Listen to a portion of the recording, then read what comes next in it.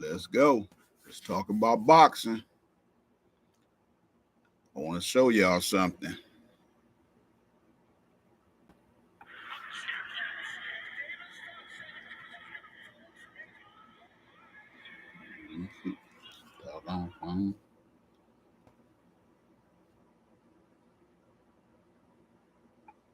Okay. I want to show y'all something here.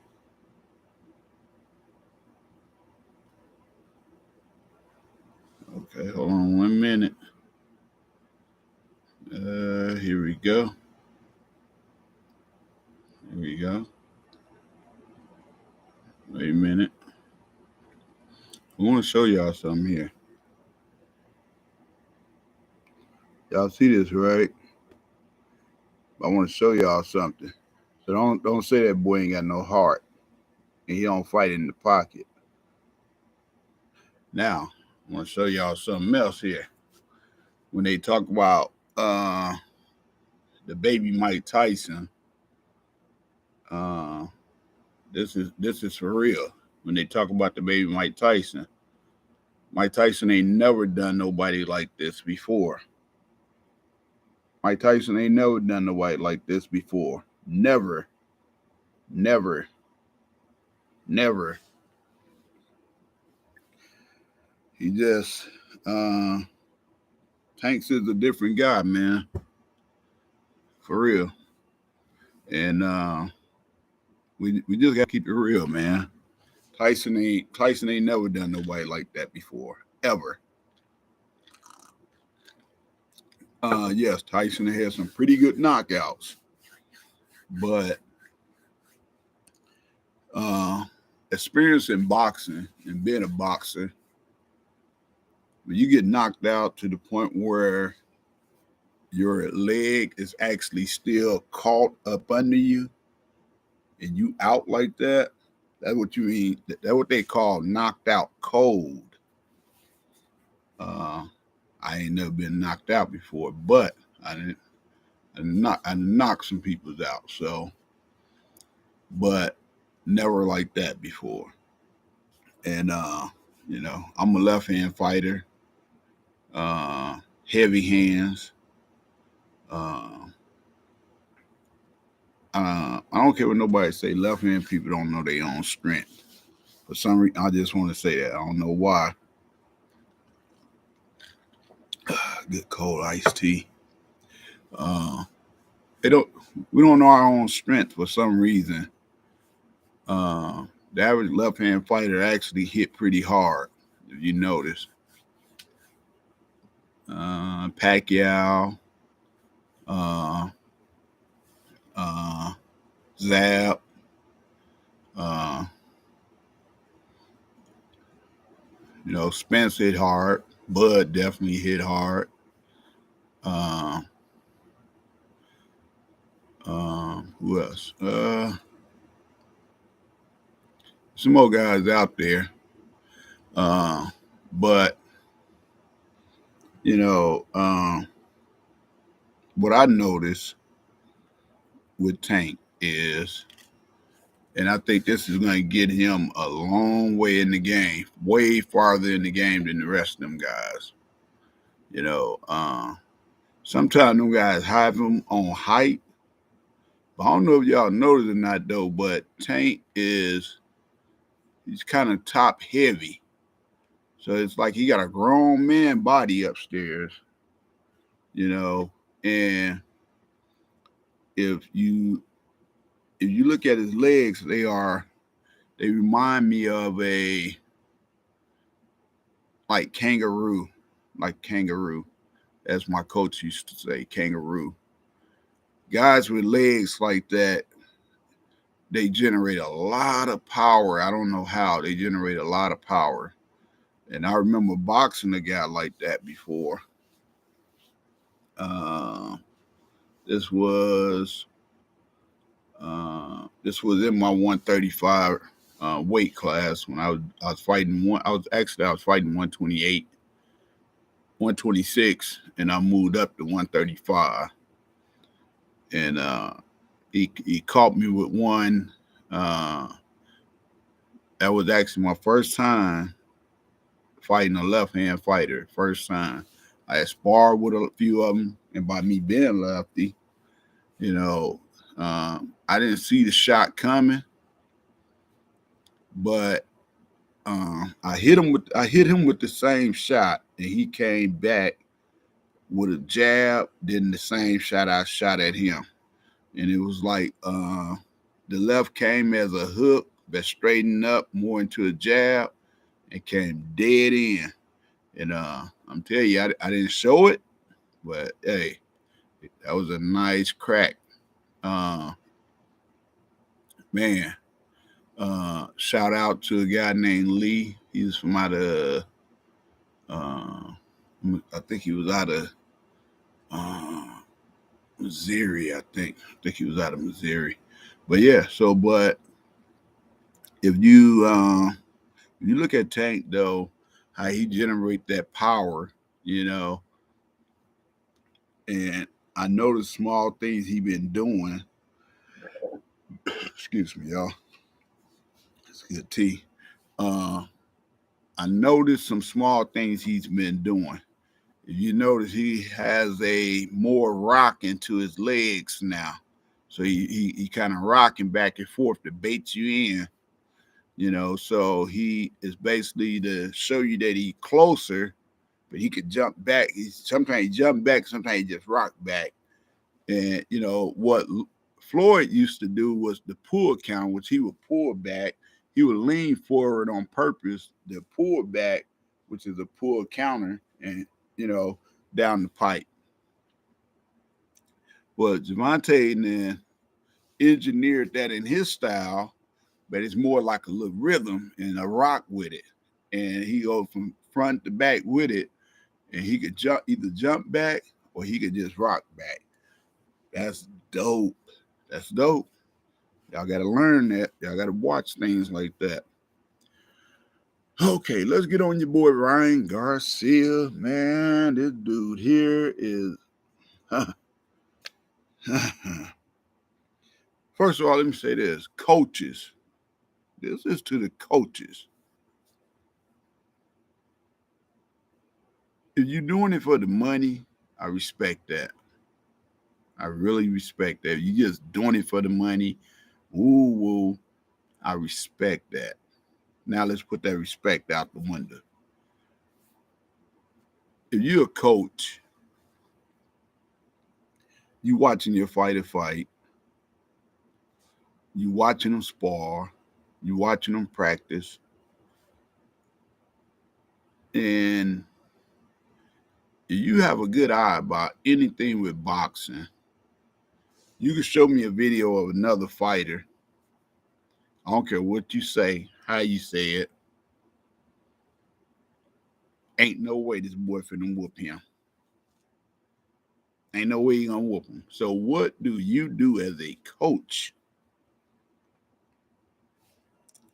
I'm training my grandson. If you see a fighter, even though you feel he's better than the person you training, but hey, you there now. What do you train him now? What do you teach him? What do you try to show him that's gonna win? That's what I like to hear.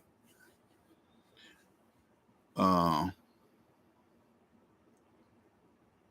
my experience would be, and my knowledge would be, is to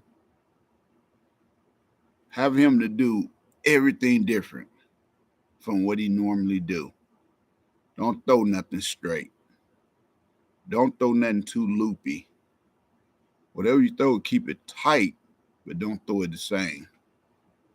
That's for you do that to any experienced fighter. Now, of course, an experienced fighter gonna say, "Oh, okay." He gonna watch you. He gonna watch you.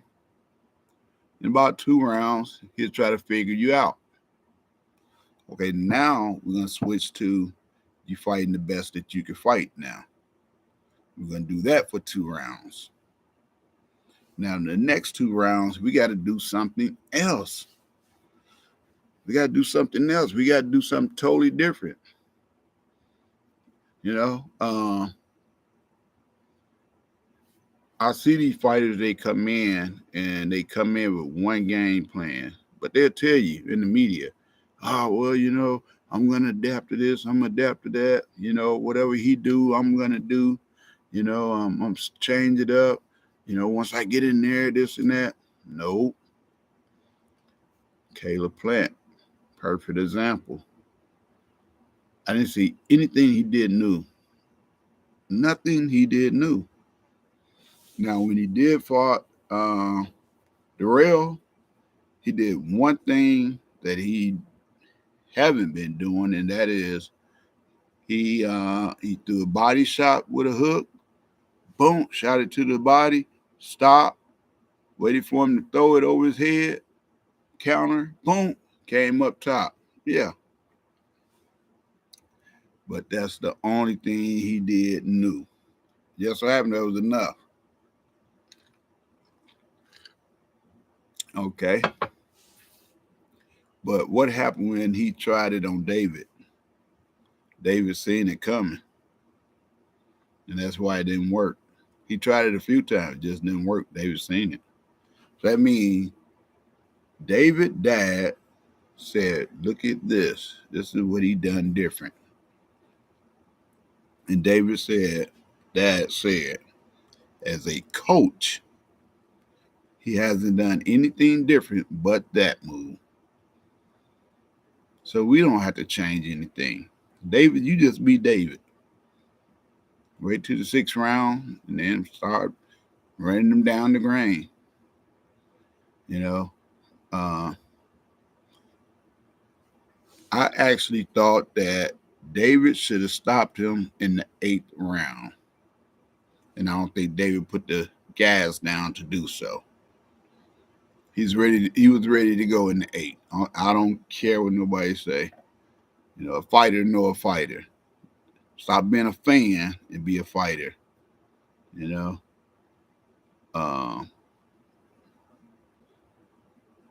Caleb was trying to shoot one shot or 1-2 shot and hold for dear life. That's what I saw, for dear life. And see, understand this.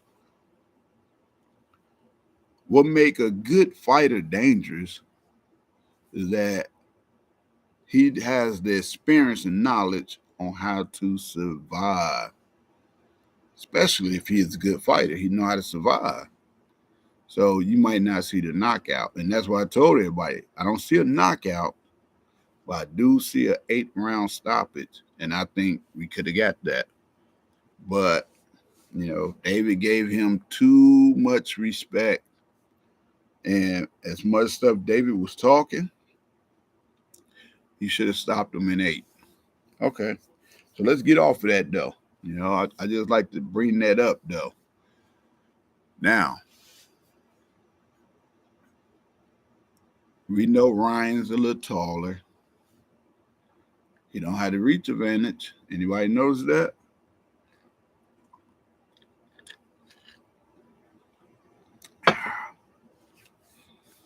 Tank is not going to have a problem with no tall fighters.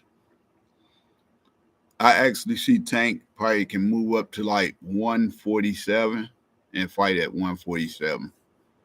Because keep in mind, and this is what a lot of people ain't aware of. It's in your face, but they ain't aware of it. 135, 140, 147, 154. Most of them guys are still all the same height. Seriously. When you get 6 feet, that's tall in boxing. That's tall. 5'10" is tall in boxing. For real. I mean, it might not sound like it, but it is.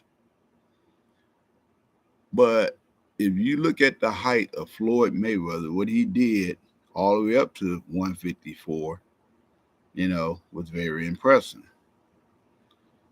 Tank, clearly he could do the same thing. Seriously. There's some fighters out there that's pretty decent now, but I think Tank just oh, perfect example. He's ahead of his class right now. So he really like the OG out there right now. Tank is actually the OG, especially in the lower class right now. Besides Gary Russell, which he beats Gary Russell in my book. You know, I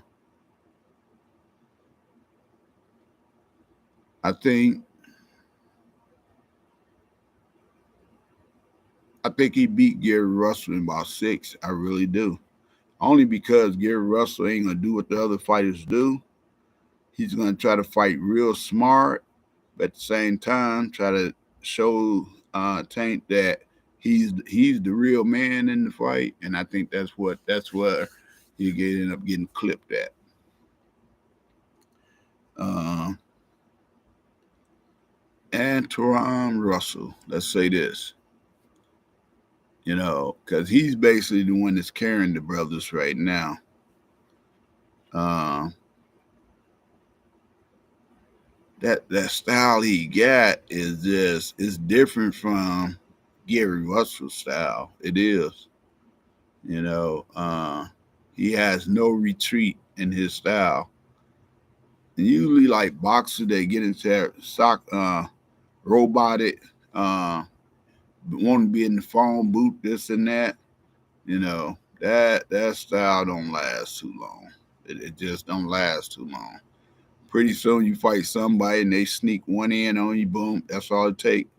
You might not get done in this fight or that fight, but one of the fight you're gonna get caught with something sneaky and lights out.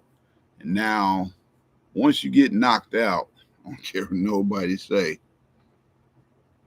it's gonna always be right there. That knockout will always be right there. I don't care what nobody say.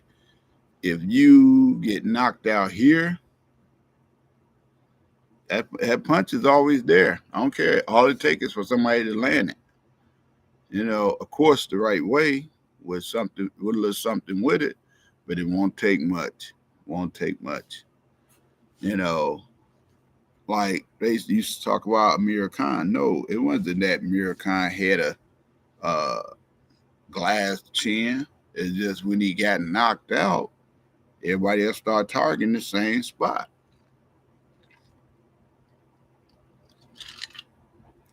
Tea good. Uh, it's just like with Floyd Mayweather's hands. The minute he started having a problem with his hands, he continuously in his career to have problems with his hands. Now, Ryan Garcia, you didn't get knocked out. But what a lot of people don't know also in boxing is, and I'm going to explain something to you. It's not a theory, it's facts. I done seen people get knocked out with a jab, like, yeah, yeah. By the time the 1-2 hit him, the jab already knocked him out. But when you came with the 2, it woke him back up. I done seen it happen. I done seen it happen. I done seen people, bing, bing. And the straight already knocked him out. The jab already knocked him out. The 2 came behind it, woke him back up. No different from you get caught and you fall the way he did. Your arm went behind your back. Arm went behind your back. That means you was out, bro. You had no control of your body. You are out. No problem at all. Understand that. So now, all it takes is for somebody to connect there again the right way. And they ain't gonna have to have a lot of power because that didn't take a lot of power that knocked you out. But you did get knocked out. You just didn't stay knocked out. But hitting the floor is what woke you back up. It happens. It happens. It's a difference in getting knocked down and getting knocked out, and it's a difference in getting knocked out cold. But if that punch would have been a little bit harder, he'd have been knocked out completely. But yeah, he was knocked out though. Whenever you can't control your body, you are knocked out. You're unconscious. That's what that is. You're unconscious. So, hey, I just wanted to bring y'all some, you know, content tonight. I love talking about boxing. I used to box. Uh, my channel is basically going to be set up for anybody that want to, chat and talk about boxing. Your opinion is your opinion. This ain't a channel where nobody want to get upset about nobody's opinion, who their favorite boxer is, who they like in a fight, and who they rooting for.